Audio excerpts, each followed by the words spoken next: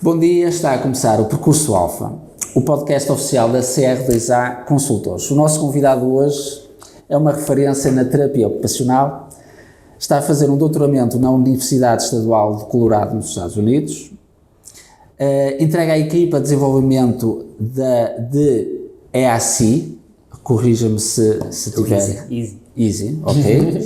Avaliação e integração sensorial de AIRS, ok.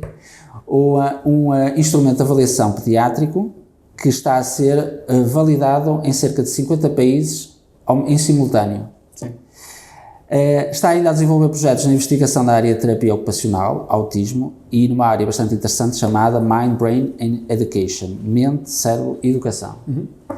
Gerente de uma empresa da área, Cerqueira e Leão, com clínica aberta na Avenida da República, número 724, oitavo, em Gaia. Para além disso, também é formador, seu nome já bastante vincado na praça, Marco Leão.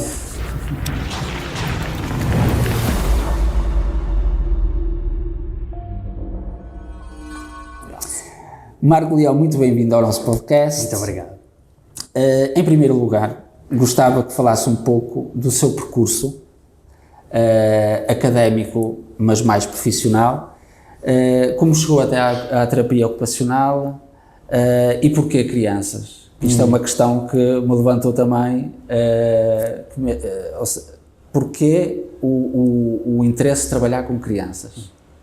Essa é uma ótima pergunta. E eu sabia, pensando no meu percurso como terapeuta ocupacional, quando eu comecei em 2007. Portanto, fiz a minha formação cá no Porto. E em 2007, se eu dissesse que sabia o que era terapia ocupacional, estava a mentir, não fazia ideia. Mas a minha entrada foi muito mais à procura de algo que eu pudesse fazer na área da saúde com crianças. Eu sabia desde que entrei que queria trabalhar com crianças e fui muito mais à procura disso do que propriamente da terapia ocupacional. Depois a terapia ocupacional foi uma descoberta, apaixonei-me pela profissão e pelo potencial que nós temos como terapeutas ocupacionais e foi crescendo. Eu tive... O curso são 4 anos, portanto, para dar também sinal do meu interesse em trabalhar em pediatria, nós temos que fazer 4 estágios em 4 áreas diferentes, portanto, pediatria, reabilitação física, adultos, gerontologia e saúde mental. E eu fiz 2 em pediatria e acabei por não fazer em gerontologia porque eu sabia exatamente onde é que eu queria trabalhar. E daí tive a felicidade de, no meio do meu percurso académico, conhecer uma pessoa que é a minha mentora hoje em dia, e muito mais do que mentora, que é a doutora Zoe Mayo, dos Estados Unidos, da Califórnia. Ela era diretora de uma clínica enorme nos Estados Unidos na altura e convidou-me para ir fazer lá um estágio. Portanto, o meu último estágio de curso foi 3 meses na Califórnia, que foi interessante. E ajudou-me imenso porque expandiu-me a visão daquilo que é a terapia ocupacional e do que é que a terapia ocupacional pode trazer à vida das pessoas, nomeadamente das crianças e das suas famílias. Portanto, a partir daí, isso foi em 2011, portanto voltei, a minha ideia sempre foi trabalhar nos Estados Unidos, estar envolvido com os Estados Unidos. Nós estivemos a viver lá recentemente, com o doutoramento que estou agora a fazer, mas pronto, desde aí foi, quando entramos em saúde, depois nunca acaba a educação, não é? Nós estamos sempre a tirar ou mais um mestrado, ou mais uma pós-graduação, ou mais uma especialização, e é isso que eu tenho vindo fazer ao longo dos últimos 10, 13 anos agora. Mas, ou seja, desde o início que sabia que ia trabalhar com crianças. Sim. Mas sabe porquê? Ou é algo que nem consegue explicar muito bem? Eu não consigo explicar muito bem o momento em que eu sabia que queria trabalhar com crianças. Sempre sou daquelas pessoas que, se formos a uma festa, os miúdos estão todos à minha volta. Isso é bom. E eu acho que pelo menos para os pais eles ficam ótimo. E durante festa, durante anos, aquilo não era contratado por ninguém, mas era como se fosse, porque eu estava numa festa e sempre tive uma facilidade imensa em conectar-me com as crianças, em elas confiarem em mim. E eu acho que isso esse gosto e esse interesse sempre foi muito vincado, muito antes de eu sequer saber que queria ser profissional de saúde. Depois, eu tive na minha família, um dos meus irmãos, eu tenho irmãos gêmeos, e um deles precisou de intervenção algo muito, muito cedo, foi um parto muito complicado, e ele teve ali algumas questões no seu desenvolvimento, no início, e eu via a forma como os profissionais que trabalhavam com a minha família eram importantes naquilo que eram as nossas esperanças, e quis fazer um bocadinho disso. A ideia era ser jogador de futebol ou ser profissional de saúde. Claramente não deu para jogador de futebol, mas isso foi o que me levou às crianças, foi este dom que eu sempre senti, que as pessoas sempre reconheceram em comunicar com crianças e elas confiarem em mim desde cedo.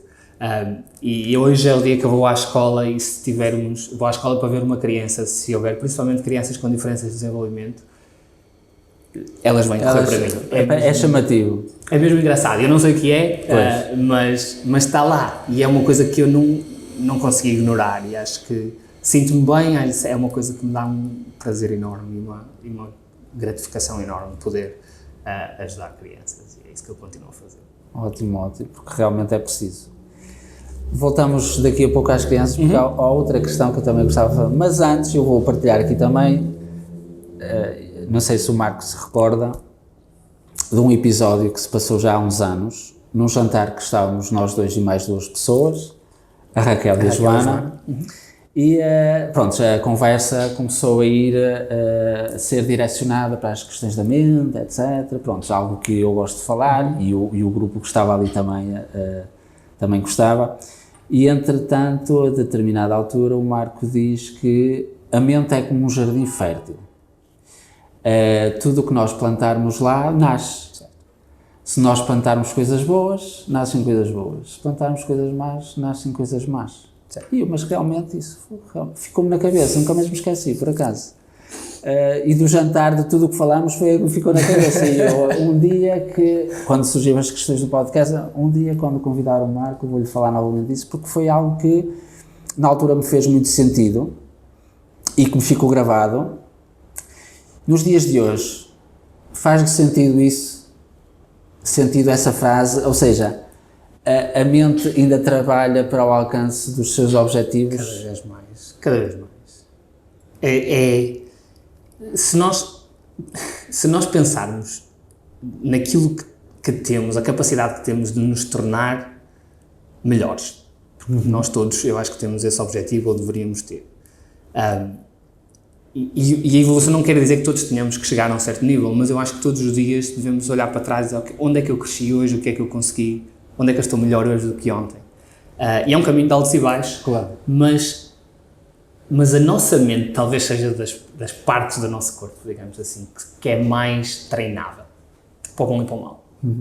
Então nós todos temos, e a ciência começa agora a explicar estas coisas e a mostrá-las mesmo de uma forma científica, palpável, com factos, da capacidade que nós temos de treinar a nossa mente para um objetivo. E isso vê-se, por exemplo, em atletas de alta competição, em que muito do seu plano de treino não é fazer o exercício e treinar os músculos para o exercício, é exatamente focar naquilo que querem fazer e como querem fazer. E então há planos de treino que são só a imagem mental do exercício, os movimentos, o timing certo, e o que eles têm encontrado em diversos estudos é que esse momento de treino ajuda e ativa áreas do cérebro que são as mesmas quando os atletas estão a fazer esse exercício.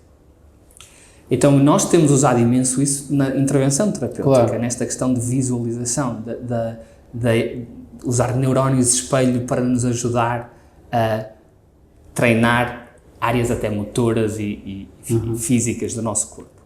E isso mostra esta ligação entre aquilo que eu vejo, que é mental, que mais ninguém vê a não ser dentro da minha cabeça, e aquilo que eu produzo e que toda a gente pode ver, esta ligação de abstrato com concreto, para mim é fascinante. E é fascinante exatamente pelo que estávamos a dizer e por causa desta frase, que é, se eu alimentar esta ideia de eu consigo fazer, não é sonhar acordado, eu consigo fazer e como é que eu consigo lá chegar. Portanto, estes treinos de atletas são coisas muito sistemáticas e passo a passo de como é que eu faço esta manobra na ginástica artística ou o que seja. Para nós eu acho que funciona exatamente da mesma forma. Se eu tenho um objetivo e se eu conseguir visualizar o caminho até lá, o que eu estou a fazer é treinar e a percorrer esse caminho até lá. Então, se eu tenho um objetivo na minha vida profissional, eu faço o meu trabalho para lá chegar.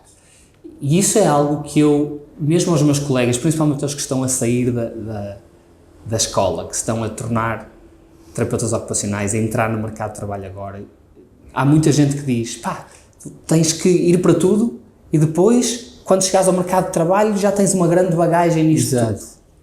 E eu acho que é exatamente o contrário. Desde o início, eu disse há bocadinho, eu sabia que queria trabalhar com crianças. Portanto, esse é o meu objetivo. E esta visualização começa a orientar a minha mente para onde é que estão as oportunidades para eu trabalhar em pediatria.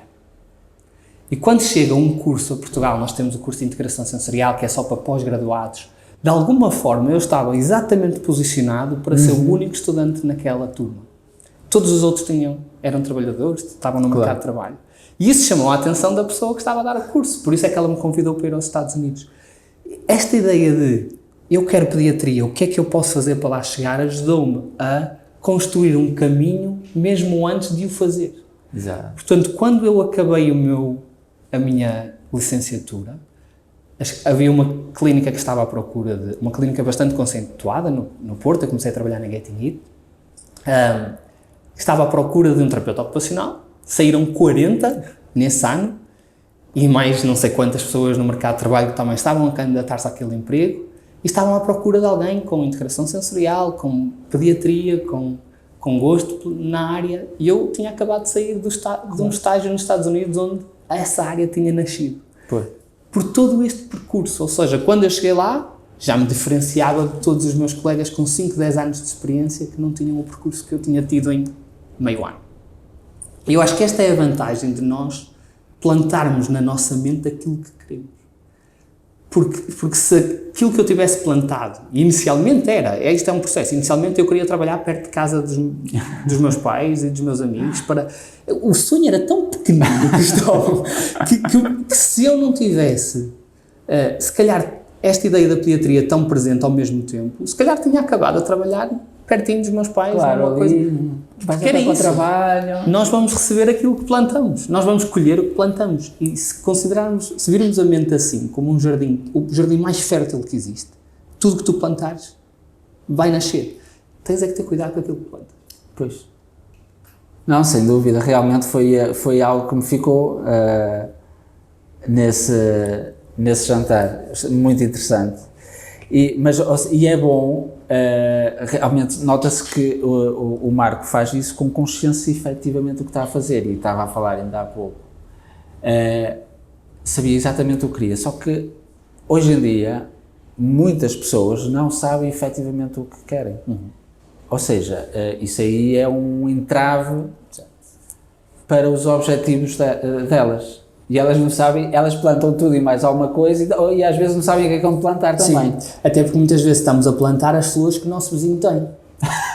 Exatamente. Porque olhamos e aquilo fica tão giro ali, não é? Eu também quero. Mas quero porquê? E a questão muito, eu acho que há, eu tenho outra questão que eu acho que ajuda muito, que é, eu leio imenso e leio muito mais livros do que posts de redes sociais. E isto é mesmo importante, porque os posts de redes sociais ajudam-nos exatamente a perder este foco, que é, olha para onde é que eles foram de férias, eu também quero isto, como é que eu chego às férias? Se o teu trabalho, se tu plantas na mente, eu quero estar ali de férias, tu vais estar eventualmente, claro. Mas depois há um vazio quando as férias acabam, porque tu não estás a cultivar nada a longo prazo e que torna a tua vida mais gratificante, mais significativa. Estás a trabalhar para um produto final, para um carro bonito, ou para umas férias boas, ou para uma casa top. E eu acho que essa é a dificuldade, é porque nós agora temos o jardim de toda a gente esparramado na nossa cara, e aí é muito mais difícil encontrar o que é que tu queres no teu jardim, na tua mente. Agora, eu também aprendi a ler os sinais, comigo, quando eu não quero ir trabalhar, que é das coisas que eu mais gosto, é porque alguma coisa está mal. É porque eu estou a ir para outro sítio onde não devia. Quando estou super deprimido... Desculpa interromper, mas dá importância a isso? Ou seja, quando isso acontece, calma. Para. Porque são sinais, e tal como na saúde, quando tu tens sinais, quando dói-te a cabeça vários dias seguidos, tu paras e vais ao médico. Quando te dói uma vez, tu tomas um Benuron e aquilo passa. Mas se são vários dias seguidos, tu tens que analisar e tens que perceber o que é que não está a correr tão bem. Então, para mim, há várias coisas que me ajudam nisso. Viajar ajuda-me imenso. O facto de sair de onde eu estou. Exatamente. E viajar de avião ajuda imenso, porque de repente lá em cima não há mais nada a não ser tu. E não há net, não há sabe? Eles agora começaram com net nos aviões e eu recuso-me. Porque é um momento ótimo para tu te focares e agarrares numa folha. E o Cristóvão, se já foi jantar comigo, sabe que os guardanapos são sempre para escrever. Os guardanapos e os aviões, aqueles sacos de vomitar, estão sempre com apontamentos. E a ideia é, o que é que não está a correr tão bem aqui? Quais são as ervas daninhas, se formos com esta metáfora do jardim, que estão aqui a atrapalhar este processo? E normalmente eu consigo chegar às conclusões. Pode não ser da primeira vez, pode não ser, não é, ok, arrumei isto tudo e tenho uma visão clara, mas é o próximo passo. Ou seja, se eu não estou bem aqui, qual seria o próximo passo que me faria sentir melhor? E é dar esse próximo passo. Eu tenho perfeita consciência de quando as coisas estão a correr mal, porque sobra para mim, sobra para a minha família. Claro. Não é? Só quando a minha esposa se queixa que eu estou demasiado bruto, não é porque ela esteja mais sentimental. Eu estou efetivamente demasiado bruto porque as coisas não estão bem. Não estão bem porque eu se calhar tenho um plano e estou no caminho oposto. Então eu acho que dar atenção a esses sinais é extremamente importante. Tal como a saúde. Eu comparo muito esta saúde, porque quando nós falamos de mente, falamos de saúde mental. Claro. E a saúde mental é tão importante como a física. E cada vez mais eu falar e os estudos que vão aparecendo denotam efetivamente isso. Certo. Mas muitas pessoas, quando estão nessa fase de não estão bem naquele sítio, naquele local, faz parte, há dias maus, não é? Não pensam, mas efetivamente algo está mal. E porquê? Porque não?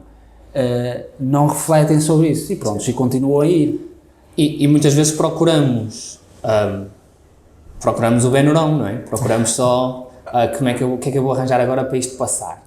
E às vezes olha, marquei uma viagem assim à última da hora para não sei onde, um hotel 5 estrelas, que vai me deixar muito melhor. E deixa naqueles momentos. Enquanto o Benuron dura, está tudo bem. Mas depois voltamos outra vez. Para mim, é sempre muito complicado perceber como é que as pessoas têm tanto receio e tanta reticência às segundas-feiras, por exemplo. Não deveria ser normal. Pois, porque realmente... Há aquela depressão, não é? Pós-final de domingo. Pós-final de domingo, pós-férias, sempre que começa o trabalho, há uma depressão. E para mim isso é muito complicado. E eu sempre geri a minha vida neste sentido que é... Calma, o fim de semana tem 7 dias. Se 2 dias, que já nem são 2, nós normalmente agora descansamos ao domingo, o sábado normalmente é dia de trabalho também, não é? Eu só me sinto bem num desses dias, o que é que manda fazer nos outros 6? Pois. Não devia ser ao contrário? Não devia ser, eu estou mesmo feliz e depois há ali um dia em que as coisas não são tão boas. E a ideia é, onde é que, se isto não funciona bem, o que é que está a correr mal? O que é que na minha visão, o que é que no mindset que eu tenho a longo prazo, porque é que isto não está a correr bem? E já saí de sítios, deixei projetos, deixei pessoas muitas vezes por causa disto. Por causa de, se eu não me estou a sentir bem, em vez de estar a tentar entupir isto com Benurões, o que é que eu posso mudar para realmente me sentir bem? Então, esses sinais para mim são tanto os positivos como os negativos são importantíssimos nós termos atenção. Ok, isto está-me a fazer sentir mesmo bem. O que é que está aqui por trás disto? Porquê é que eu fico tão entusiasmado? E eu estou em projetos que são de voluntariado, não me pagam nada, só me gastam dinheiro, tempo e sabe? Porquê é que isto me faz sentir tão bem? E depois começo a perceber que aquilo que me faz sentir bem é o facto daquilo poder mudar alguma coisa e ajudar mais pessoas, ajudar mais crianças, ajudar mais famílias, que foi exatamente isso que me fez chegar ou começar o caminho onde estou hoje. Então procuro mais disto. Quando analisas uma situação, um projeto, procuras. Isto vai-me... O que é que me faz sentir? Claro, Faz-me sentir bem, faz-me sentir entusiasmado, é significativo? Ou traz-me só mais trabalho. Ou mais um crachá, ou mais 1.000 euros, ou mais 1 milhão, o que seja. Eu acho que há coisas bem mais importantes do que esses prémios muito pontuais. E eu acho que isso molda também a forma como tu te sentes e a forma como tu te vês. Tem alguma prática? Ou nem por isso? Eu já tentei várias coisas, que essa é outra... Eu sou um experimentalista por natureza, ou seja, se há coisas, eu leio muitos livros e eu acho que em qualquer área, negócios, saúde, nossa vida pessoal, relacionamentos, educação, qualquer área em que haja pessoas que se destacam claramente, se nós formos ouvir essas pessoas, elas todas têm estes hábitos de cultivar a mente, cultivar não só educativamente, mas até espiritualmente e até conseguirmos ter tempo para limpar tudo o resto e focar-nos naquilo que somos nós e aquilo que são os nossos objetivos. E, portanto, eles têm também as suas próprias práticas, as suas próprias rotinas. Eu já tentei várias. E eu acho que há timings, há contextos. Houve um momento em que a meditação foi importante. Houve um momento em que eu nem sequer consegui perceber o que é que meditação queria efetivamente dizer. Eu acho que depois também há muita confusão sobre como é que as práticas funcionam. Hoje em dia, eu encontro esses momentos quando vou viajar ou quando vou surfar. E são, se calhar, os únicos 2 momentos em que eu consigo, efetivamente, não me focar nos projetos, não me focar no que é que está a acontecer, mas focar-me no porquê que eu estou a fazer isto. Focar-me no porquê. E eu acho que isto é muito, para mim, alimentar a mente é muito isto. É porquê que eu estou a fazer isto? E não o que é que eu estou a fazer. Não é? Nós estamos a fazer 1000 coisas todos os dias. Mas porquê ajuda-te a definir aquilo que estava a dizer há bocadinho. Muitas pessoas não sabem o que é que querem. Porque eu acho que muitas pessoas fazem coisas sem ter um porquê. Sem primeiro perceber porque é que eu faço isto. Porque é que eu estou... Porque é que eu vou muitas vezes para a cama fora de horas. Porque é que eu estou a tomar esta decisão. E tendo um porquê claro, é muito mais fácil tomar as decisões. Quando eu estou a viajar, viajar naquele momento em que eu não tenho mais nada para pensar. A viagem propriamente dita. Com o meu saco suplementar à frente a tomar notas. E quando eu estou a surfar, porque efetivamente limpa-me a cabeça. Esses são os 2 momentos. Essas são práticas que eu tento. Felizmente tenho a oportunidade de viajar regularmente por causa do meu trabalho. Então, uma coisa ajuda a outra, mas tento ir ao mar sempre que posso. Por acaso gostava de experimentar, mas ainda não... Gostava de fazer um desporto aquático, mas ainda não surgiu o momento. recomendo vivamente. Mas lá está, conhecer isso também perder tempo, entre aspas. Claro. Dedicar tempo a conhecer o que é que funciona e ser claro, ok, toda a gente fala de meditação e de mindfulness e eu não consigo alinhar nisso. Ok, não faz mal nenhum, há outras formas de trabalhar a tua mente e de implementares isso. É um tempo muito bem gasto. Relativamente ao seu trabalho com as crianças, porque isso realmente é algo que também desperta muita atenção e é bastante solicitado, daquilo que me vou apercebendo. Qual a sua visão e a forma diferenciadora de trabalhar com as crianças que o torna um terapeuta ocupacional diferente? Diferente entre aspas, atenção. O que é que acha que o define? Já vimos que tem sensibilidade com as crianças, mas quais são a prática nas suas intervenções que acha que é diferente? Será que é a visão que tem da criança? Será que é outras práticas? Sim.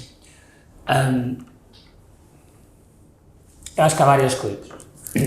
A primeira eu acho que sempre tive um respeito enorme por quem aquela criança é. E hoje fala-se cada vez mais nisto de respeitar a criança como um ser individual e eu tinha isso muito antes de saber sequer que isso era uma prática. Eu lembro, por exemplo, no meu primeiro estágio, foi em Olhão, em pediatria, e portanto, eu era um miúdo, não fazia ideia do que é que eu estava a fazer. E tive uma criança, foi a primeira criança com autismo que eu vi na minha vida. E eu não fazia ideia do que estava a fazer com ele, eu não fazia...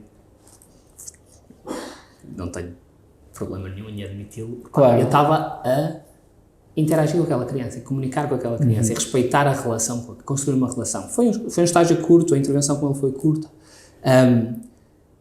E aquilo correu tão bem que os pais, a certa altura, queriam tirar a criança da intervenção. Porque, na altura, sabia-se muito pouco sobre autismo. E os pais estavam com medo que a relação que ele criou comigo fosse tão forte que quando eu saísse, porque ia sair, passado umas semanas, aquilo fosse pior. Era uma criança que não falava, uma criança que não que tinha um comprometimento grande. E felizmente depois, o terapeuta ocupacional, que era o meu orientador, o terapeuta Paulo Fernandes, nós somos amigos e tem sido também um mentor na minha vida, mas ele conseguiu convencer os pais a não fazer. E isso eu acho que demonstra o poder que tem a relação, criar uma relação com a criança, uma relação de confiança, muito mais do que todas as técnicas que tu conheces. Pois. Essa é a base, e eu acho que essa base nasceu comigo. Eu não estudei para a ter. Depois fui conseguindo, quando estudava, conseguir identificar aquilo que eu fazia naturalmente, dar-lhe um nome. Mas isso é algo que eu acho que deveria ser comum em todos os educadores, em todos os terapeutas, em todas as pessoas que trabalham com crianças. E eu acho que isso é uma das coisas que falha muito, é quando as pessoas entram nestas profissões por médias e não por vocação, muitas vezes. Essa eu acho que é um fator distintivo. Depois, eu tenho um problema que nestas coisas se torna uma virtude, que é, eu acho que sou responsável por tudo que acontece. Então, se os pais me procuram para ajudá-los, eu acho que eu tenho o dever de ser melhor. Porque nós não escolhemos terapeutas nem médicos como escolhemos o restaurante que vamos almoçar amanhã. Nós às vezes fazemos 1 hora para lá e 1 hora para cá para ter intervenção com aquela pessoa, claro, porque é uma referência. E antes de me considerarem uma referência, eu exigia de mim ser uma referência. Eu acho que esta exigência, às vezes desmedida, ajuda a tornar-te uma referência e ajuda a tornar-te diferenciado, porque se uma criança não evoluía, eu nunca dizia, pois, porque os pais não fazem o que nós lhe pedimos, ou porque o professor está a criar entraves. Se os pais não fazem o que nós pedimos, foi porque eu não pedi bem. Pois. Se os professores estão a criar entraves, foi porque eu não consigo explicar o benefício que isto tem para a criança.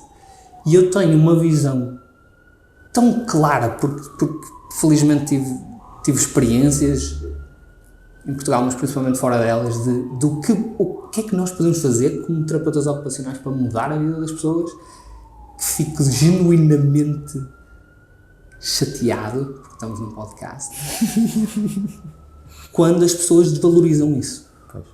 Eu não consigo desvalorizá-lo. Eu tenho este sentido de responsabilidade de, se estas pessoas, se estes pais, se esta família me está a procurar, eu tenho que lhe dar a melhor intervenção do mundo. E isso leva a que eu perca muitas horas, porque dê espaço em estudar, em ler, em ir a formações, em contactar as pessoas que são especialistas na área, que estão 30 anos à minha frente. E eu acho que é isso que distingue. É essa relação e depois teres em ti a motivação de seres a referência e seres o melhor. Não quer dizer que isso sejas, mas se tiveres, mais uma vez, a questão da mentalidade, se tu alimentares isso na tua cabeça de eu tenho que ser melhor para ajudar as famílias que eu recebo, muito provavelmente vais lá chegar. Para o Marco, então, uma criança é um ser único. Como todos nós. Exatamente. Todos nós somos seres únicos. Há isto que eu ainda ouço algumas vezes, uma criança ou está a fazer uma birra, ou está qualquer peripécia, e deixa lá, é criança. A questão da desvalorização, está a fazer uma birra, deixa lá, porque não gosta de alguma coisa, porque a criança também tem direito porque é a não... feitio, ou porque é mau. Exatamente. Sim. Não se dá valor, olha, porque Não só não se dá valor, às vezes até se põe uma conotação muito negativa em comportamentos que nós não gostamos, enquanto adultos. Se nós não gostamos que... Vou contar esta história porque eu tenho uma das pessoas que é a minha orientadora no doutoramento, é a doutora Anita Bundy. E a doutora Anita Bundy é uma das investigadoras mais reconhecidas a nível mundial. Ela foi agora nomeada para... Nos Estados Unidos eles têm prémios para tudo, não é? E ela foi nomeada com o prémio dentro da área de terapia ocupacional. Então, muito poucas pessoas recebem aquela distinção. Ela foi nomeada agora para essa distinção e eu tenho o prazer de a ter como orientadora. E ela esteve cá em Portugal a dar um curso e passou lá. Nós fomos buscar ao aeroporto, ela passou em minha casa, teve um bocadito ali com os meus filhos e eu tenho a doutora Anita Bundy, a professora Anita Bundy em minha casa e tenho um filhote de 3 anos. Na altura ele queria qualquer coisa, eu disse-lhe agora não pode ser. E ele imediatamente estica a mão e dá um estaladão no estômago. Eu acho que soltei uma lágrima, daquelas mesmo bem assentes. E ele nunca fez isto antes. E estava a referência da terapia ocupacional em minha casa e eu acabo lá, na área da pediatria, eu acabo lá no hospital à frente dela. E é tão fácil nós, porque as crianças são muito dependentes de nós e mais frágeis e muito mais manipuláveis do que um adulto. É tão fácil nós descarregarmos isto na criança imediatamente, porque ela não fez algo que nós estávamos à espera, ainda por cima nos envergonhou à frente das pessoas e desautorizou-nos à frente de outros. Que é muito fácil nós impormos o nosso poderio, quer verbal, quer físico, sobre esta criança. Então dizer, és mau, estás-te a portar mal, estas coisas todas que nós ouvimos, tu és uma peça jeitosa, tudo isto acaba por criar na mente destas crianças uma imagem que elas começam a desenvolver ao longo do tempo. E isto é prática de anos, e nós educamos da forma que fomos educados. Exatamente. Nós tendemos a educar dessa mesma forma. Portanto, é importante nós a certa altura identificarmos os sinais e dizer, calma, como é que isto me fazia sentir? Quando o meu pai ou a minha mãe ou o meu professor me diziam isto, como é que isto me fazia sentir? E é isto que eu quero para o meu filho?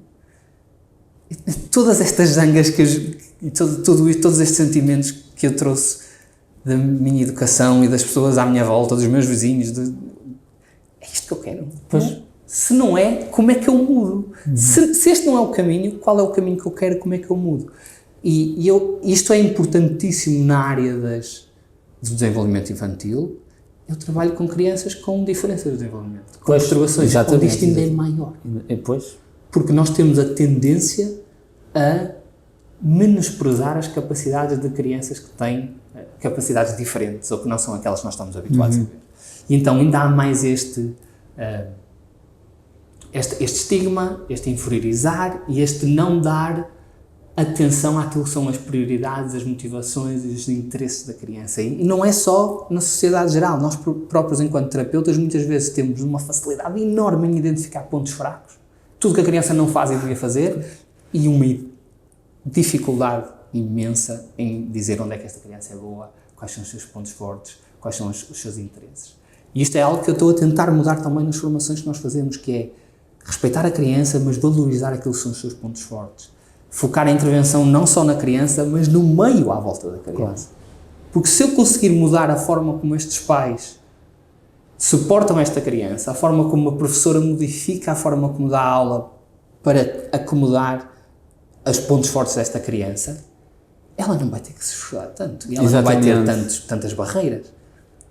Portanto, se entendermos que tudo à volta influencia a nossa participação, a forma como nós desenvolvemos a nossa própria imagem e autoestima, todos nós temos esse papel. Todos nós temos o papel de valorizar o que é a criança e ajudá-la a conhecer-se e a conhecer-se de uma forma prazerosa, motivadora, significativa e não entender que é mal comportada, entender que...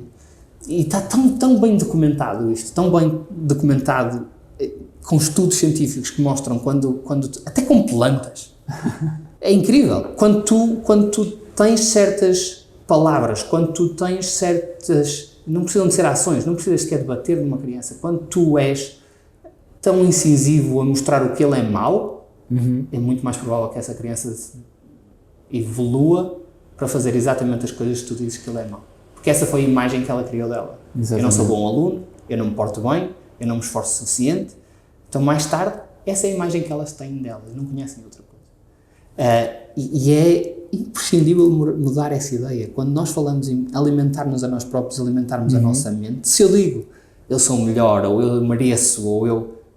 E digo à minha criança, tu és má, tu não és a melhor, o outro é melhor que tu, ele tirou melhores notas, tu não fizeste bem. Quão desfasado é isto? Completamente. Em que eu digo que eu sou tão bom, eu mereço, e eu tenho... comprei este carro, assim, é acima das minhas possibilidades, mas eu mereço, porque eu trabalho imenso. E tu não. Porque ele tirou melhor notas que tu. Vocês, quando fazem a intervenção com algumas crianças, há necessidade, acho eu, de algumas alterações, mesmo por parte da professora. E, normalmente isso pelos professores é facilmente aceito ou há ali... Não. É a parte mais difícil do trabalho. A parte mais difícil do trabalho é sempre mudar mentalidades. E nós temos uma sociedade, em Portugal nós somos especificamente fechadinhos àquilo que nós conhecemos. E temos sempre um medo enorme de tentar uma outra coisa. E esse medo leva a que muitas vezes, e é por proteção, sentimos muitas vezes que professores sentem-se em xeque, e nós sabemos que não há, vamos pôr já claro, não há recursos, não há valorização, nós sentimos isso tudo e eu sou super, tenho um apreço enorme pelos professores e por tudo que eles passam, mas eu nem estou a falar de professores especificamente, estou a falar do sistema educativo, muito mais do que professores.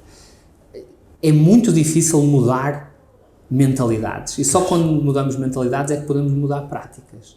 Porque quando eu digo, esta criança tem autismo, uma das lutas, por exemplo, é a criança tem que passar tudo que está no quadro. E temos crianças com autismo que têm problemas de motricidade fina, problemas de pegar, é difícil para eles pegar um lápis. Uma das estratégias simples, está na lei, é a criança pode usar um gravador, ou pode usar um telemóvel para tirar uma fotografia do quadro, ou fotografia da folha.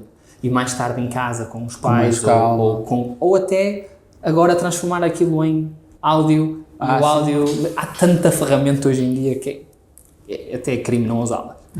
Mas só, e esta criança não vai passar, porque tem uma severidade de características que não lhe permitem acompanhar como os outros, é muitas vezes um entrave. Não, ele tem que fazer como os outros. Porque na minha sala toda a gente faz mas assim. Nunca vai fazer. E mesmo que chegue a fazer, o custo-benefício é tão grande. Reparem, esta criança está a esforçar-se, está a pôr todas as energias que tem em fazer esta letra, porque depois há isto, não é? Se a letra também não estiver bem, vai lá e arrisca. Está a pôr tanta exigência nele próprio, tanto esforço nisto, que provavelmente não está a apanhar nada do que está a escrever. Claro. O que é que nós queremos, efetivamente? Queremos que esta criança aprenda ou que ela passe o que está no quadro? Para mim, eu quero que ela aprenda. Se ela aprender por ouvir, a professora fez uma gravação no WhatsApp e ela ouve. Se ela aprender assim, onde é que está o problema? Não há problema lá nenhum aqui. O problema sai daquilo que eu estou habituado, sai da corrente. Saindo da corrente é muito mais difícil. E nós vamos ter que... Vai a bem ou vai a mal. Isto tem que mudar. E porquê é que tem que mudar? Porque cada vez nós temos mais crianças que não acompanham a forma estática como o sistema educativo está montado. Precisam de mais movimento, precisam de aulas multimodais, precisam de significância nos ensinamentos, não é? Esta ideia de curar todos os rios de Portugal e os reis e essas coisas todas, para ela não lhes diz nada. Isso era o tempo dos meus pais. E ainda hoje isso efetivamente perdura, porque isso é que é importante. Porque o sistema é tão rígido que é difícil mudar até para crianças com desenvolvimento típico. Quando chegam crianças que não encaixam nesse sistema, nós ainda temos a prática de excluí-las. E excluí-las como tu não aprendes desta forma, nós vamos-te arranjar um plano educativo individual para que tu possas ter outras estratégias. Mas o que acontece aqui? eu já estou a dizer que acho que tu não vais ser capaz de aprender. Então este estigma que está super documentado, esta ideia de, a partir do momento em que a criança vai para a educação especial, ou tem um PEI, ou um RTP, ou o que nós quisermos chamar, toda a gente à volta começa a esperar menos desta criança. Pois. Os professores esperam que ela nunca vá atingir o que os outros vão. Os pais esperam que ela nunca vá atingir porque afinal tem um problema, porque alguém lhes disse que ela tem um problema. E esta criança cresce a acreditar que nunca vai conseguir fazer como os outros. E, obviamente, que não vai. Porque era o que nós estávamos a falar há bocadinho, que é aquilo que eu estou a incutir nesta criança é que ela não é capaz de chegar onde os outros chegaram.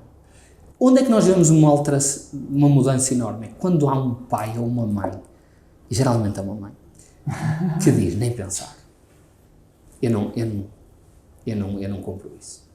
O meu filho tem capacidade e ele pode não chegar lá da mesma forma que os outros, mas ele chega. E a luta é gigantesca, porque depois vai ter que andar contra tudo que é sistema, a bater a portas, e é desgastante. Mas, efetivamente, essas são as crianças que nós vamos chegar mais longe, porque alguém acredita nelas. Exatamente. E alguém lhes passa esta ideia de, não, tu vais fazer também. Nós vamos modificar a forma como tu lá chegas. Não vais de comboio, não faz mal, vais de bicicleta. Mas o caminho é ali, aquela é a meta. E ter uma equipa que pensa assim, faz toda a diferença na intervenção. Quando nós conseguimos incluir as professoras, é gigantesco. Muitas vezes os pais são a barreira, e quando conseguimos incluí-los é gigantesco. Pois. E a mudança é incrível. Mas os pais são a barreira, ou seja, não aceitam o filho conforme ele é, muitas vezes há um processo a questão de da luto. aceitação. Há um processo de luto muito grande nestes casos, não é? Porque nós, alguém dizia uma vez, quando nós temos um filho, nós imaginamos uma viagem linda, fantástica, não é? Nós imaginamos ir a Paris, ver a Torre Eiffel, aquele glamour todo, e de repente, quando nos dão o bilhete para a mão, a viagem é para Bruxelas. É giro, mas é para ver o átomo, ou lá, aquela coisa que eles têm lá. E é completamente diferente do que nós estávamos à espera. Tem coisas ótimas, Bruxelas, mas não é o que nós estávamos à espera. Então há um processo de luto quando nasce um filho com diferenças e quando nós começamos a descobrir essas diferenças e ver outras crianças a evoluir e esta criança não evolui ao mesmo ritmo. Há um processo de caraças, o que é que eu fiz de mal? Exato. Onde é que eu errei? Onde é que... E há um processo de negação. Eu não acredito, eu acho que ele é capaz, ele vai conseguir mesmo ser capaz de fazer como os outros. E para os pais, muitas vezes, fazer como os outros é fazer exatamente igual aos outros. Se os outros passam, ele tem que passar. Se os outros vão, cumprimentam, ele tem que ir e cumprimentar. Se os outros vão todos a festas e adoram shoppings, ele tem que ir a festas e adorar shoppings. Porque quanto mais eu conseguir pôr esta criança a fazer o que os outros fazem, mais normal ele é. Então, mudar esta mentalidade é muito difícil. Porque os pais têm que deixar cair esta ideia de filhos perfeitos. Não há filhos perfeitos. E não há a ideia ideal de normal. O normal é uma coisa que nós criamos para dizer a maior parte das crianças comporta-se assim. Mas não é normal. Nós temos uma diversidade tão grande de crianças, cada vez mais, que se nós conseguirmos dizer, ok, eu estava à espera de outra coisa, mas deixa-me focar naquilo que tu és bom. Nós temos crianças com autismo e com outras questões que têm capacidades incríveis, aprendem a ler sozinhos, têm uma sensibilidade visual impressionante, conseguem captar tudo visualmente, são artistas, temos imensa gente nas empresas hoje em dia, principalmente na área da tecnologia, que tem esses diagnósticos. E porque alguém, alguma vez, deixou-os seguir os seus interesses, fortaleceu esses interesses, comprou-lhe os computadores quando tinha que comprar os computadores, inscreveu-os em cursos de programação e não num campos de férias onde iam todos os miúdos, mas esses interesses são capitalizados. E nós ainda temos muita dificuldade em mudar isso, porque queremos sempre muito seguir o que é a norma. Ser igual aos outros. Ser igual aos outros, mesmo que isso não signifique o melhor para a minha criança ou para a minha família. Isto não é uma dificuldade. E acho que é uma dificuldade em tudo. Não só nas crianças, sente-se mais nas questões de desenvolvimento, mas quantos pais é que nós temos a decidir o que é que os filhos vão fazer de desporto? Eu vou pô-lo no ténis. E ele já te falou de ténis alguma vez? Não interessa, não, mas não interessa, mas ele vai. Eu gosto de ténis e é um sítio onde vão pessoas com algum status. Mas quem é que ir para o ténis? Ele ou tu? Mas se ele for, ele começa a gostar. Não. Okay. Se é para experimentar, tudo bem. Eu acho que as idades da primeira infância são ótimas para te experimentar as coisas. Pois vai atrás daquilo que a criança... Eu tenho primos que dormem com a bola de futebol. Eu não vou pô-lo no ténis. Ele só pensa na bola. Pois. Vamos pô-lo na bola. E eu tenho primos que adoram ler. Ok, vamos pô-lo... Adoram música, estão sempre com música, fazem um barulho tremendo. Vamos pô-los na música, vamos capitalizar estes que são os interesses. Eu acho que isto é respeitar a criança. Isto é dizer, ok, quem é que tu és? Pois. E como é que eu posso ajudar-te a seres tu? E entra também um pouco o que nós também ouvimos também bastante hoje em dia, que é a parentalidade consciente. Claro. E a parentalidade consciente, eu acho que nós muitas vezes, às vezes é fácil nós arrumarmos tudo em caixinhas e depois só vemos esta caixinha. A parentalidade consciente é muito mais do que nós baixarmos para falar ao nível da criança e não gritar com a criança e não lhe dar uma...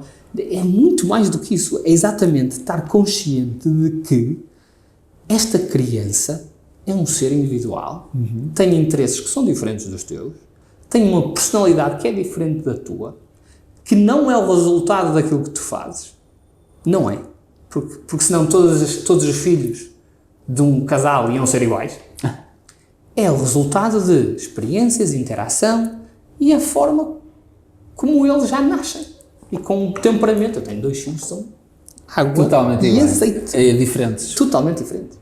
E sendo totalmente diferentes, o que é que nós temos que fazer? As estratégias que eu uso com um não são as estratégias que eu uso com o outro. Porque não resultam com os dois. Os interesses que um tem não são os interesses que o outro tem. E o tempo que um precisa para se regular é totalmente diferente do tempo e das coisas que o outro precisa para se regular. E isto é parentalidade consciente. É tu teres consciência das tuas ações em função de quem são os teus filhos. E em função daquilo que tu queres para a tua família, para que queres para o futuro deles. Claro que há uma parte em que tu defines isso, principalmente no início.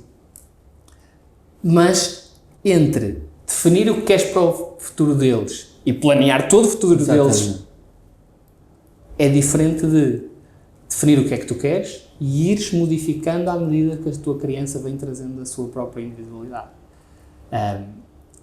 Isto é extremamente difícil e por isso parentalidade consciente é um bom termo porque é preciso tornar-te consciente disso, desses sinais de quando é que eu tenho, como é que eu posso potenciar, como é que eu posso ajudar-te, como é que eu posso ajudar-te a sentir-te mais capaz, mais tu. Porque às vezes um casal com 2 filhos, e já cheguei a ouvir algumas vezes, mas meu Deus, a mesma educação, eles são tão diferentes. Claro, são sistemas nervosos diferentes, são cérebros diferentes, interpretam, às vezes nós dizemos uma coisa temos 2 filhos, se dissermos uma coisa, eles vão interpretar de formas totalmente diferentes.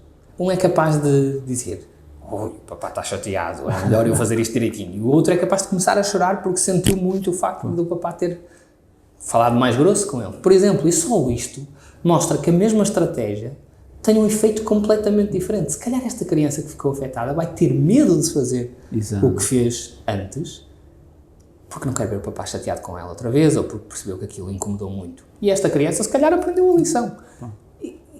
A questão aqui é, não há uma receita para todas as crianças, esta ideia de, e muitas vezes vemos isto até na parentalidade consciente e todas estas coisas, de os dinamarqueses fazem assim, nós temos de fazer todos assim para todas as crianças. Nada disso. Todas as crianças são diferentes, nós somos diferentes. Portanto, eu próprio tenho que ter consciente, parentalidade consciente não é só ter consciência dos filhos que eu tenho, é ter consciente daquilo que eu sou enquanto pai, enquanto mãe. Da mesma forma que eu tenho que ter consciência de quem é que eu sou enquanto empregador, enquanto empregado, enquanto amigo, enquanto esposa ou esposa. É a ideia de o que é que funciona comigo, porque aquilo que funciona comigo não funciona para o Cristóvão. E isso é parentalidade consciente. E é só... É parentalidade consciente, é empregabilidade consciente, é educação consciente, é vida consciente. É nós termos da prática de pensar sobre as coisas, refletir sobre elas e não só fazê-las Por fazer, pelo automático. É fazer com reflexão, é tornar consciente aquilo que eu estou a fazer. Porquê é que eu estou a fazer isto? Porquê é que quando o meu filho me deu um estaladão em frente à Anitta Bandi, eu peguei nele ao colo, dei-lhe um abraço e saí da sala para falar com ele, fora de outros olhares? Porque naquele momento ele ficou mais em pânico do que eu. Claro. Porque ele percebeu o que tinha feito. E isto é... Porquê é que eu faço isto e não lhe espeto logo um tabefe do outro lado para dizer quem é que manda? Porque conscientemente, ao longo dos dias, eu penso no que é que eu quero ensinar aos meus filhos. Eu não quero ensinar que se ele bate, eu tenho mais força. Exatamente. Eu não quero ensinar que ele tem que aprender que eu é que mando. O que eu quero ensinar é ele próprio decidir quando é a tomar boas decisões. Exato. E principalmente, depois de fazer aquilo, cair nele e quando estiver rolado, vir ter com a pessoa a quem ele fez aquilo e pedir desculpa. É isso que eu quero. Então, esta é a consciência, o que é que eu quero mesmo? E se eu souber o que é que eu quero mesmo, se eu tiver um plano, as decisões são mais fáceis de tomar. Claro, sem dúvida, sem dúvida. Vou contar só uma coisa, questão antes. No outro dia estava numa reunião numa escola, nós estamos a fazer uma implementação a mudar o recreio. Uhum. A mudar o recreio? Estamos a mudar o recreio da escola.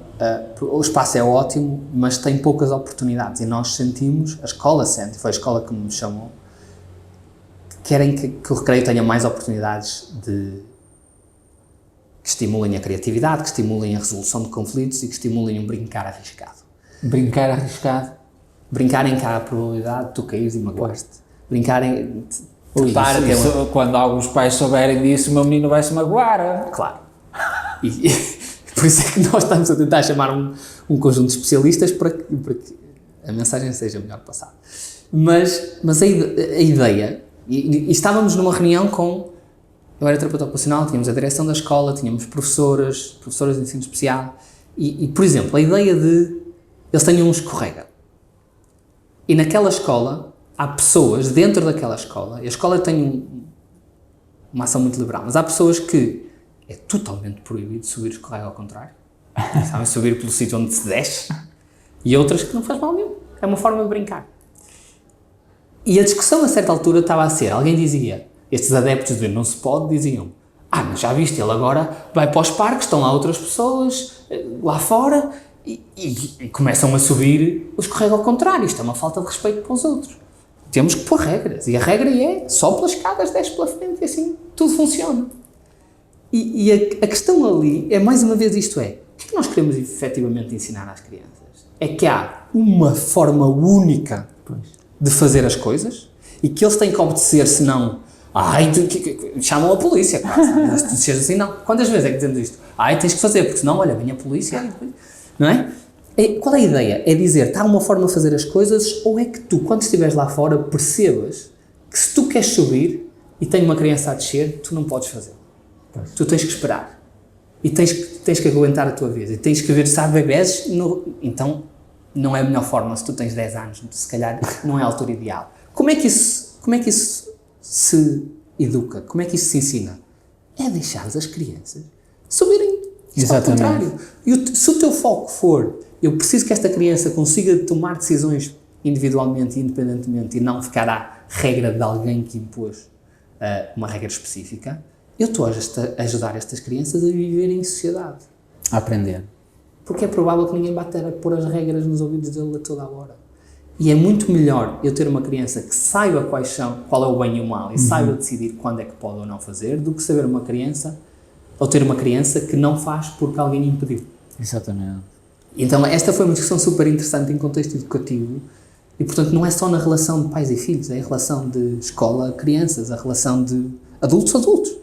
E muitas vezes na minha empresa nós temos pessoas a trabalhar e nós temos, eu não quero saber a que horas é que vocês começam a trabalhar e que acabam a trabalhar, não quero saber, não me interessa. Desde que vocês façam aquilo que nós temos planeado. Claro.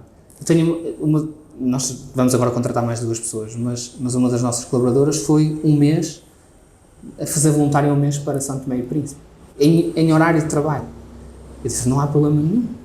As coisas começam à segunda-feira, a semana começa à segunda, começa à sexta, e se nessa semana tu conseguires arranjar tempo para fazer este trabalho ao mesmo tempo que fazes voluntariado em São Tomé, se eles tiverem internet e tu conseguires trabalhar, Claro. não há problema nenhum. Porque eu não preciso que tu obedeças, eu preciso que tu percebas a dinâmica da empresa e que funciones. Máxima liberdade, máxima responsabilidade. E eu só consigo ter responsabilidade se tiver liberdade. Exatamente, sem dúvida. Mas realmente um escorrega dá muito o que falar. Dá porque é sintomático da forma como nós muitas vezes educamos as nossas crianças. Estes são os adultos do futuro, são os empresários do futuro, são os professores do futuro, os médicos do futuro. E eu não preciso que, cada vez mais, nós temos tantos recursos com a internet, com a inteligência artificial agora. A questão não é saber o que fazer, é saber como fazer, quando fazer. Os recursos estão lá, mas o que eu preciso é educar estas crianças, os adultos, as pessoas, para saber que este é o caminho que nos vai ajudar mais a todos. Este é o caminho a seguir. E como é que eu faço? Respeitando as pessoas que estão ao meu lado. E eu não aprendo a respeitar os outros cumprindo regras. Eu aprendo a respeitar os outros quando há conflitos. Quando eu tenho de combinar as regras com eles. E por isso, por exemplo, nesse recreio, o que nós estamos a trazer são materiais recicláveis. Materiais que iam para o lixo, como bidões, latões, como caixas, madeiras. E não há uma forma certa de brincar. São brinquedos de fim aberto. Ou seja, não são aqueles brinquedos que só se joga de uma forma. Pois. São brinquedos que estimulam a criatividade, porque se tu tens caixas de papelão, elas podem ser um carro, uma caixa de papelão ou um foguetão. E são brinquedos que estimulam a resolução de problemas e a resolução de conflitos. Porque quando tu tens coisas que não são nada, a não ser lixo, como é que tu trabalhas em equipa para que aquilo passe a ser um forte? Pois. Ou passe a ser um castelo? Ou passe a ser... E isso, eu acho que é uma forma tão lúdica, tão interessante, tão divertida de explicar como é que a vida efetivamente funciona. Tu chegas cá fora e tens as ferramentas. O que tu fazes com elas é contigo. Se estás à espera que os outros façam por ti, vais estar sempre dependente dos resultados dos outros, dos conhecimentos dos outros e da motivação dos outros. Eu acho que isso começa logo na pré. Pois. E realmente... Na pré e em nossas casas. Mas está a falar de uma escola, mas as escolas, no âmbito geral, ainda há muito poucas que tenham esse tipo de iniciativa. Cá em Portugal. Isto é exceção. É mesmo fora da caixa. É exceção, sim. A maior parte das escolas, basta entrem nas escolas e olhem para os recreios. E os recreios têm, muitas vezes, um parque, que é um escorrega pequenininho, se tiverem. Às vezes, baloiços é raro ter baloiços. Porquê? Porque as crianças magoam-se. Então, esta ideia de proteger as crianças, por isso é que nós queremos coisas de brincar arriscado. Esta ideia de proteger as crianças dos perigos é dizer, ok, eu não confio em ti. A mensagem que nós estamos a passar às crianças quando dizemos não podes ir ao baloiço porque magoaste, e há escolas que retiraram baloiços, há parques que não têm baloiços, eles começam a aparecer mais, felizmente, mas dentro das escolas ainda não. Porque há miúdos que se metem à frente do baloiço enquanto ele está a andar, levam os pés, é normal. Mas o que nós estamos a dizer é, eu não confio em ti para cuidar de ti. E isto dura imenso. E cada vez mais, nós temos cada vez mais pessoas a saírem mais tarde de casa dos pais. Não é por causa da questão financeira, é porque não têm recursos para encontrar essa questão financeira. Porque durante todo o tempo, quem encontrou os recursos foram os pais, não eles. Até no recreio, muitas vezes uma das implicações é, nós temos que ajudar as auxiliares que estão no recreio, os professores que estão no recreio, a não monopolizar o recreio. Não é sobre vocês. Isto é das crianças. Elas é que decidem se querem trapar ou não. Mas podem-se magoar. Certo. Eu fui a uma escola, esta história vai acompanhar-me para a vida. Fui a uma escola em que o recreio era cimento, certo? Um punhado de cimento, e depois tinha, sabem aqueles vasos de pedra que estão no cimento, tem terra lá dentro, não tem flores, os miúdos retiraram tudo, e estão por toda a escola, certo? E tem duas balizas, que não tem rede, só tem postos, não é? Duas balizas, uma calada, por cima da baliza tem uma tabela de basquete que eu não consigo chegar, isto são crianças do primeiro ou quarto ano, eu não conseguia afundar naquela tabela de basquete. E está ali. Eu tenho uma criança, fui acompanhar uma criança com autismo que precisa imenso de movimento. E uma das estratégias era ela poderia vir mais ao recreio entre tarefas. Ou seja, em vez de passar 2 horas dentro da sala de aula e ter um intervalo de 15 minutos, repartir. Isso. Só que depois a questão é, o que é que ele pode fazer no recreio? Nada. Professora, o que é que há aqui para fazer? Pronto, tem as balizas aqui, pronto, eles podem jogar futebol. Não, as bolas estão proibidas. Porque senão partem vidros, não pode ser, certo? Então para que é que isto serve? Ok, não pode ser, Marco, porque senão eles magoam-se. E no momento em que ela está a dizer eles magoam-se, entra uma criança aos gritos com o olho aberto. E porquê? Porque estava a correr, tropeçou e bateu num daqueles vasos de cimento. Tirar os vasos todos. Mas depois tem degraus, e tem cimentos, e tem quinas, e é inevitável que eles se magoam. O que é que nós estamos a ver? Crianças que têm menos oportunidades para explorarem o seu corpo, para aprenderem a navegar o espaço, para aprenderem a coordenar os movimentos, estão mais propensas a ter acidentes. Estão mais propensas a serem sedentárias. Quanto és sedentário, menos atividade física fazes. Pois. E não é só as questões motoras, mas é as questões cardiovasculares, as questões de saúde, as questões de depressão, que surgem cada vez mais em faixas etárias infantis. E tudo isto, quando nós vamos analisar, nós estamos desde o início a dizer às crianças, eu não confio em ti o suficiente para coordenar o teu corpo e te protegeres. Então eu tenho de te proteger. Sempre. Eu decido para onde é que tu vais, que escola é que tu fazes, que curso é que tu tiras, que desporto é que tu fazes. É melhor não fazeres desporto, vais para o violino, que é muito melhor para ti. Decido tudo. E então estamos a criar uma série de crianças que, quando chegam à idade adulta, de repente, ou mesmo antes, se forem estudar para outra cidade, fazem ideia o que fazer. Pois. Porque nunca tiveram que fazer. E depois sentem-se completamente perdidas. Claro. E perdidas no mesmo tempo em que têm que passar por uma licenciatura, nem sabem se aquilo é o que querem. Eu tenho 40% da minha turma que acabou o curso, já não é terapeuta ocupacional. Trabalha noutras áreas completamente diferentes. E ainda bem que encontraram uma coisa que é significativa, sim, mas ilustra tanto esta ideia de chegas ao teu ponto de decides o teu futuro, decides o que é que tu vais ser e não fazes ideia de como. E eu acho que todos temos a responsabilidade de mudar isso, e começa muito antes das pessoas se tornarem adultas. Começa logo na responsabilidade que tu dás à tua criança e na liberdade, na confiança que dás à tua criança para tomar as suas próprias decisões. Há coisas que eles não podem decidir, claro. Claro. Mas torná-las parte do processo. Pois. Os meus filhos no outro dia queriam um chocolate às 9 da noite. E uma birra daquelas. Não, mas o processo não é não porque eu mando, é... Lembras-te no outro dia que tu foste para a cama e acordaste à meia da noite com dores de barriga? Se comes este chocolate, a probabilidade de acordares com dores de barriga é maior do que se não comeres o chocolate. É por isso que eu não te vou dar. E o que nós estamos a ensinar não é o pai manda, ou a mãe manda, é espera, não devo comer chocolates, porque chocolates fazem barriga. E a resposta é, em vez de ser birra continuada, é e amanhã posso? Amanhã à tarde podes. A seguir ao almoço podes. Porque a seguir ao almoço tens muito tempo para a tua barriga digerir o chocolate. Esta é a parentalidade consciente. É explicares, se tu tens uma visão, explicares, tornares a tua criança parte disso, respeitares o seu interesse. Eu percebo que tu queiras chocolate, percebo mesmo, eu também gosto de chocolate. Claro. O que tu tens que perceber também é que agora não é a altura para ir. E eu percebo que tu queiras subir ao escorrega. Ao contrário, porque é fixe.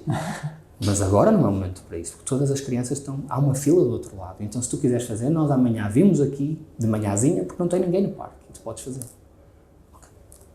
E é este processo de ajudar a perceber porque é que não é não, que faz toda a diferença, porque agora temos crianças que estão a ajudar os outros. O meu filho mais velho já diz ao meu filho mais novo, não, olha, não podes, porque não queres lavar os dentes? Sabes que há bichinhos que fazem...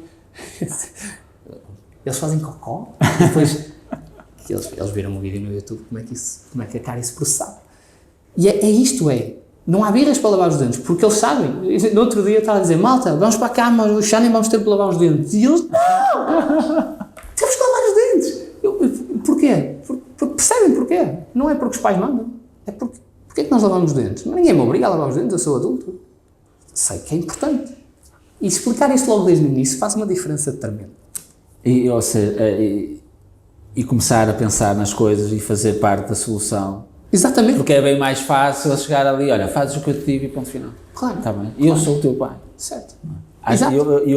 É bem mais fácil e o problema fica logo ali resolvido. A curto prazo é muito mais fácil. Fica logo ali resolvido. E muitas vezes dá muito lado, não é? Quando está na hora, ainda tens uma reunião, se calhar. Claro. é muito mais fácil a curto prazo. Mas se a ideia da consciência é, se tu tens um plano a longo prazo, o que é que eu quero para ti? Eu não te quero ensinar a obedecer-me. Exatamente. Porquê? Porque no futuro vai obedecer a outra pessoa. Exatamente. Daqui a meia dúzia de anos ele já nem me quer ouvir. Exatamente. Eu quero é preparar-te para tu tomares decisões com consciência. Porque é que fazes estas coisas? E isso parte de nós. Parte de, em vez de dizer, não, acabou, eu é que mando. Dizer, não, eu vou-te explicar a 13ª vez. Porquê? E nós usamos imensa tecnologia. Espera aí, de certeza que na internet deve haver alguma há um coisa. vídeo sobre isto. Eu vou-te mostrar o vídeo. E havia um vídeo de larvazinhas a fazer cocó que eram ácido e faziam um buraco nos dentes. E eles percebem isso. E o que é que nós estamos a ensinar aqui também? Que tu não tens que ter o conhecimento sobre tudo. Tu tens de ter recursos para ir buscar o conhecimento que tu precisas. Exatamente. Olha, porquê é que tens que lavar os dentes?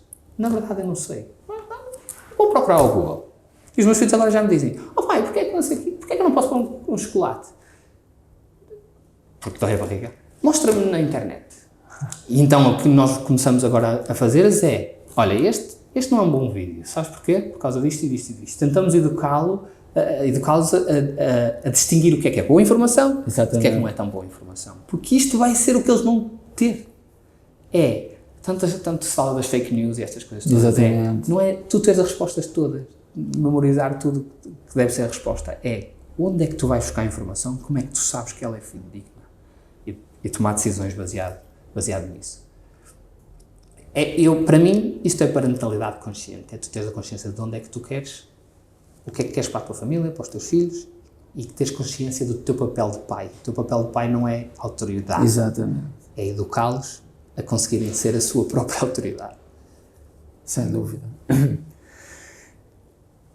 Em todos os episódios nós pedimos aos nossos convidados para trazer um objeto que realmente tenha sido um marco na vida deles. E eu pedi ao Marco também para trazer. E queria que falasse um pouco do seu objeto, salve seja. Eu trouxe este é uma peça de cerâmica que foi feita para mim, portanto é um objeto único e foi-me dado por uma criança que eu acompanhei, pela sua família. Eles tinham um negócio na área de cerâmica, e eu não sei se cerâmica é o melhor termo, mas é isto. E então sou eu e ele, a criança, e eu trouxe porque, e há bocadinho estávamos a falar do porquê, eu comecei em terapia ocupacional por esta paixão que eu tenho no trabalho com as crianças e ajudá-las a superarem-se. E sempre que eu olho para este, ele está ali na minha cabeceira, que eu vou para a cama e quando há dúvidas, ele lembra-me do meu porquê, e quando me levanto ele lembra-me do meu porquê, e o porquê é ajudar crianças e ajudar famílias. E eu tenho percebido ao longo do caminho que há várias formas de nós o fazermos, não só da intervenção direta, e por isso é que começamos com formação e trazemos recursos para mais terapeutas, para mais pais. E o porquê continua a ser este, continua a ser como é que eu posso ajudar o maior número de crianças, com aquilo que eu sei, com aquilo que é o meu dom, o meu talento, e com as pessoas que estão à minha volta e que partilham também desse talento e dessa missão. E portanto esse foi o objeto que eu trouxe porque representa todas as crianças com quem eu trabalho, eu já trabalhei, e todas as que eu vou trabalhar no futuro, representa o porquê. Porque é que fazemos isto quando as coisas, principalmente quando as coisas não correm tão bem ou são mais difíceis, e isso ajuda a manter... A centrar. É a luz do farol que ajuda a dizer, ok, não, isto é por onde tu deves ir. E por isso está aqui. Boa. Marco, muito obrigado. Ora é essa, obrigado eu. Pelo seu testemunho, e espero que sirva para inspirar pessoas, porque isto é o principal objetivo deste podcast, é sermos também inspirados e inspirar outros. E mais uma vez, muito obrigado e até uma próxima. Obrigadíssimo, foi um gosto. Tudo bom. Muito obrigado, Gustavo.